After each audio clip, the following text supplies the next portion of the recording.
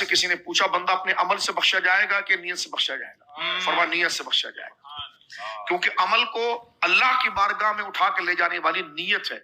نیت کا سادہ ترجمہ کیا ہے؟ دل کا ارادہ۔ دل کے ارادے کا اور بڑھ کر سادہ ترجمہ کیا ہے؟ وہ فکر، وہ خواہش جو آپ کو عمل کی طرف اٹھا رہی ہے، سبحان اللہ، جو آپ کو کہہ رہی ہے کہ عمل، جو اندر سے چاشنی کی آواز، جو آپ کو تحریک دے رہی ہے، جو جذبہ دے رہی ہے۔ تو نیت اس جذبے کو کہتے ہیں جو آپ کو اس کام کرنے پر ابھارے۔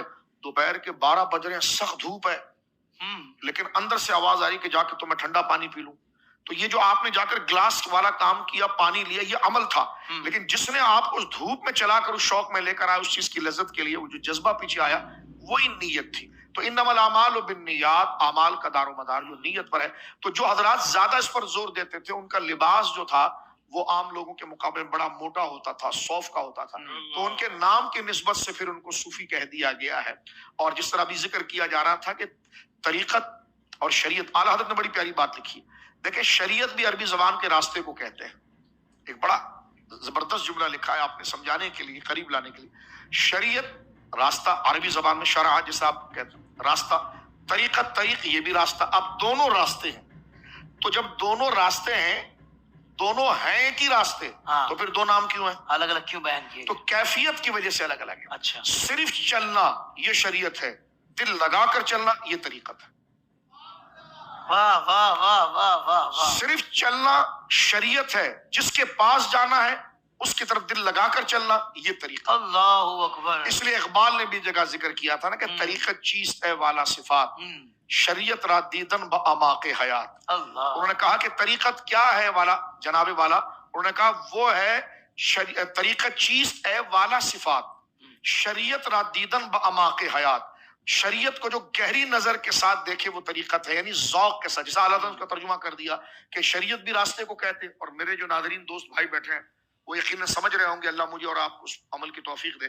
فرمایا تاکہ ان جو ڈبوں کا ذکر فرمایا، تو یہ جو جعلی پیر ہے ان سے بچنے کا طریقہ یہ ہے کہ شریعت راستہ ہے اور طریقت بھی راستہ ہے، لیکن شریعت راستہ ہے چلنے کا، طریقت راستہ ہے دل لگانے کا۔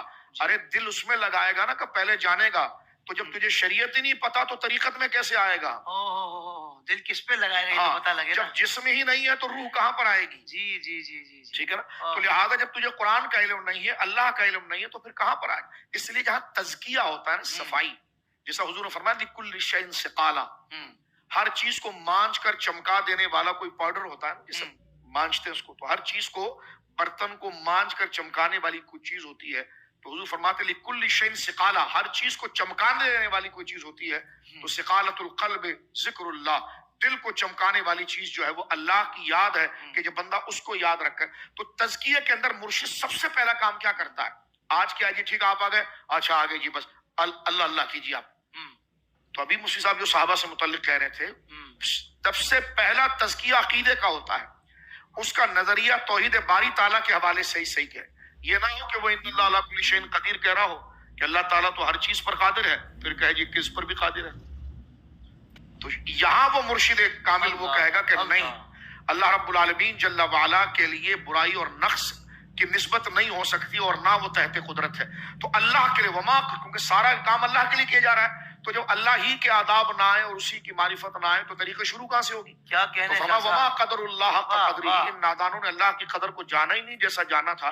تو شیخ کا پہلے کام ہوتا ہے کہ وہ توحید کے اندر اس کو مضبوط کرے کہ اللہ رب العالمین کی صفات کمالیہ کیا کیا ہے، اور اس سے صفات سلبیہ کیا کیا ہے، کن چیزوں کا اسے جامع مانا جائے گا اور کن عیوب سے اس کو پاک جانا جائے گا، یہ وہی شیخ کر سکتا ہے جو علم عقیدے میں پہلے خود ماہر ہو۔ پھر انبیاء کے بارے میں، پھر ختم نبوت کے بارے میں، پھر صحابہ کے بارے میں، اہل بیت کے بارے میں، عقائد کے بعد پھر درجہ آ جاتا ہے اعمال